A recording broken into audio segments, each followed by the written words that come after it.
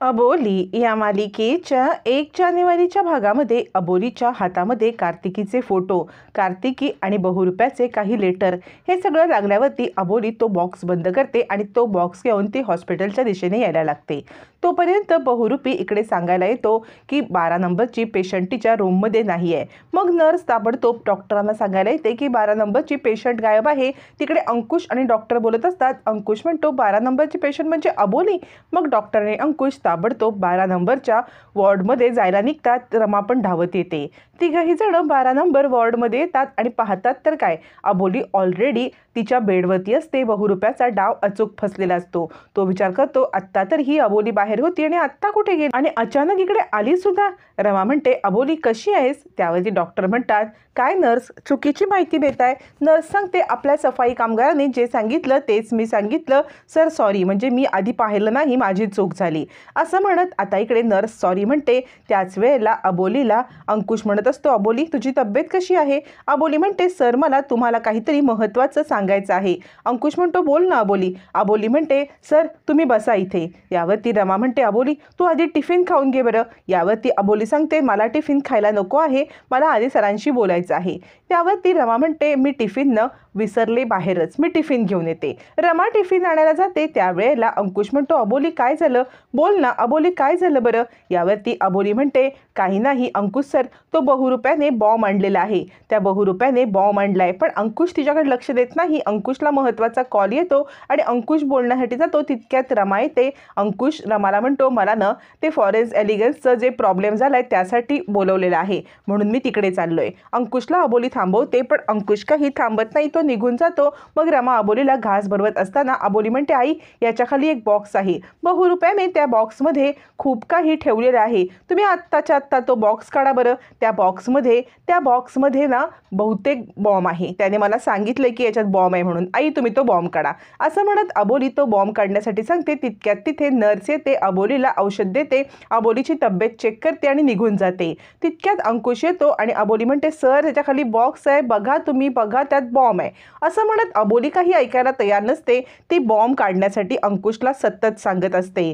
मग मात्र अंकुश अबोलीला शांत करतो आणि काही नाही आहे पण तिच्या समाधानासाठी तो खाली बघतो।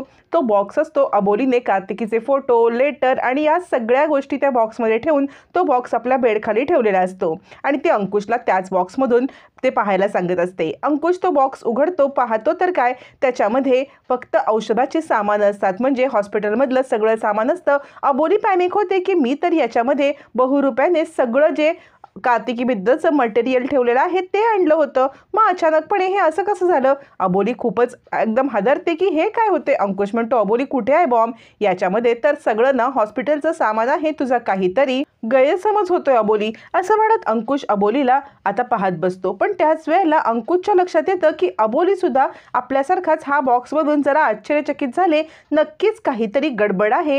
अबोली विचार करते मी तर त्या बहुरूप्याच्या रूममधून जाऊन आले, त्यावेळेला मी त्याच्यामध्ये कार्तिकी आणि बहुरूप्याच्या वस्तू आणल्या होत्या, मग अचानक असं कसं होईल? आणि ती एकदम घाबरते आणि विचार करते मी बहुरूप्याला माझ्या ट्रॅपमध्ये अडकवते की तो मला त्याच्या ट्रॅपमध्ये? अबोलीला काहीच कळत नसतं की तिच्यासोबत काय होतंय ते आणि ती घाबरलेली असते। त्यानंतर बहुरूपी विचार करतो अबोली तुला असं वाटत असेल की तू मला या सगळ्यामध्ये अडकवण्याचा प्लॅन करतेस, पण माझ्या प्लॅनमध्ये तू अडकते आहेस अबोली, तुला हे माहीत नाही आहे, तुला मी अचूक अडकवलेलं आहे। तू माझ्या आणि कार्तिकीच्या वस्तू समोर आणणार का?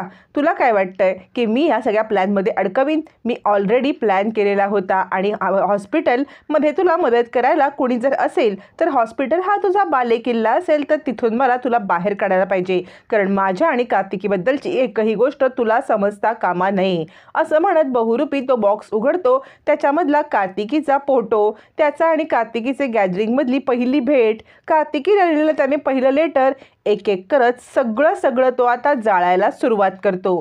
प्रत्येक गोष्ट जाळून टाकतो जेणेकरून अबोलीच्या किंवा दुसरं कोणाच्या हातामध्ये काहीही सापडायला नको। सगळ्या वस्तू जाळून झाल्यावरती आता बहुरूपी विचार करतो अबोलीला काहीही करून मला त्या हॉस्पिटलमधून बाहेर काढलंच पाहिजे, तर आणि तरच माझा डाव यशस्वी होईल असा विचार करत बहुरूपी आता स्वतःशीच बोलत असतो। तोपर्यंत क्रिश आता महत्त्वाची फाईल घेऊन येतो। त्यावेळेला अंकुश म्हणतो क्रिश एका अर्थाने बरंच झालं की या 8 दिवसाचं माझं सस्पेन्शन झालंय ते. क्रिश म्हणतो सर काय बोलताय तुम्ही? यावरती अंकुश म्हणतो हो, म्हणजे 8 दिवसाचं सस्पेन्शन झालं हे खरं तर माझ्या पथ्यावरती पडलं. म्हणजे आजी नेहमी म्हणत असते की काही गोष्टी होतात ना त्या चांगल्यासाठी होतात. आज माझ्या चांगल्यासाठीच कदाचित ही गोष्ट झाली असेल. क्रिश म्हणतो सर कशाबद्दल बोलताय तुम्ही? यावरती अंकुश म्हणतो अबोलीला माझी गरज आहे. तुला कळतंय ना क्रिश, म्हणजे अबोलीला माझी गरज आहे आणि त्यासाठी मला रजा घ्यायलाच लागणार होती. पण ही रजा बघ ना मला अशा पद्धतीने मिळाली. त्यामुळे मला असं वाटतंय की कदाचित होतं ते चांगल्यासाठीच होतं. पण या सगळ्यामधून माझ्याकडून काहीतरी सुटतंय. यावरती क्रिश म्हणतो कशाबद्दल बोलताय तुम्ही सर? अंकुश म्हणतो मी आत्तापर्यंत खूप मोठ्या केस लढलो, पण घरच्या केसमध्ये मी असमर्थ ठरतोय असं मला वाटतंय. म्हणजे या सगळ्यामध्ये अबोलीची पण काहीतरी बाजू असेल की नाही? आज ज्या वेळेला मी हॉस्पिटलमध्ये गेलो होतो ना त्यावेळेला हॉस्पिटलमध्ये ती मला सांगत होती की बहुरूप्याने काहीतरी बेडच्या खाली बॉम्ब ठेवलाय. मी तो बॉक्स उघडला ना तेव्हा अबोलीच्या चेहऱ्यावरती एक वेगळंच प्रश्नचिन्ह होतं. म्हणजे तिला पण एक्सपेक्टेड नव्हतं की त्या बॉक्समध्ये या अशा वस्तू असतील. काहीतरी चुकतंय क्रिश. मला असं वाटतंय की अबोलीची पण बाजू आहे आणि ती मला काही सांगण्याचा प्रयत्न करते, पण मी ते ऐकू शकत नाहीये किंवा तिच्यापर्यंत पोहोचण्यामध्ये मी असमर्थ ठरतोय. क्रिश म्हणतो हो, कारण आत्तापर्यंतची अबोलीचं जर्नी बघता आपल्याला एक गोष्ट लक्षात यायला पाहिजे की अबोली कधीही काही चुकीचं बोलत नाही, चुकीचं करत नाही आणि आज अचानक जर ती बोलते तर आपल्याला ते समजून घ्यायला पाहिजे. अंकुश म्हणतो तू म्हणतोयस ते मला पटतंय. आपण ना बहुरूप्याचा शोध घेऊया आणि यासाठी क्रिश मला तुझी नक्कीच मदत लागेल. तू मला या सगळ्यामध्ये मदत कर. बहुरूप्याचा शोध घेण्यासाठी तू सज्ज राहा.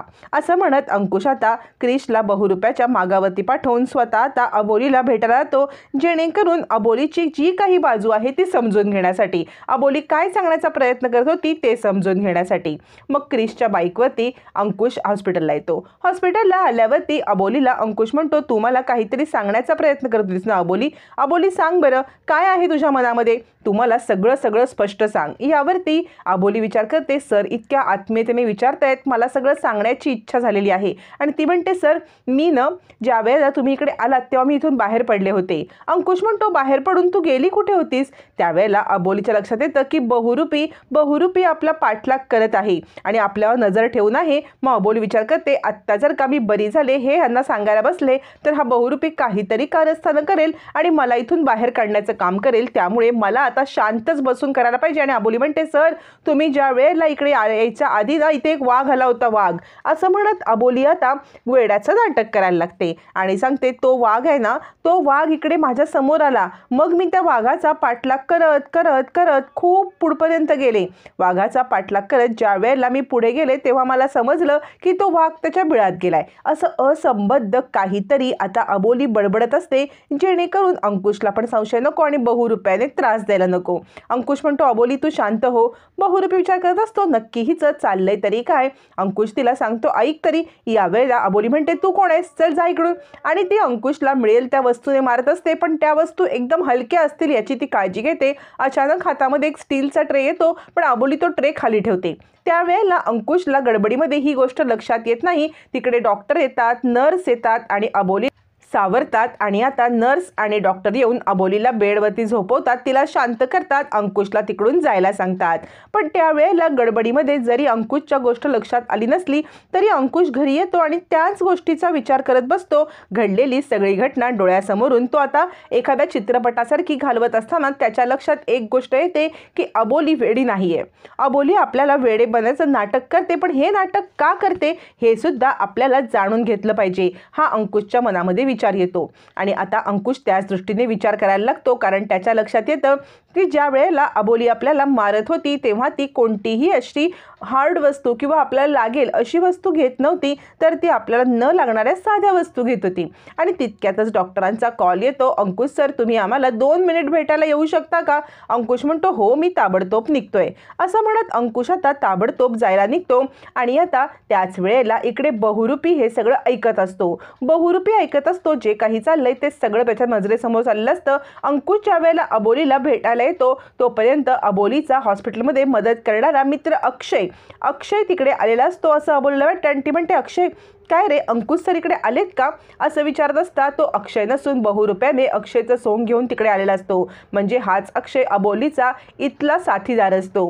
पण बहुरूप्याने ते हेरलेलं असतं आणि बहुरूपी अबोलीला त्रास द्यायला येतो। आता तोपर्यंत अंकुश येऊन बहुरूप्याला पकडणार का, अबोलीच्या ट्रॅपमध्ये अबोलीच अडकले का, की बहुरूप्याला अडकवण्याचा हा नवीन ट्रॅप आहे, हे मात्र येणाऱ्या भागातच कळणार।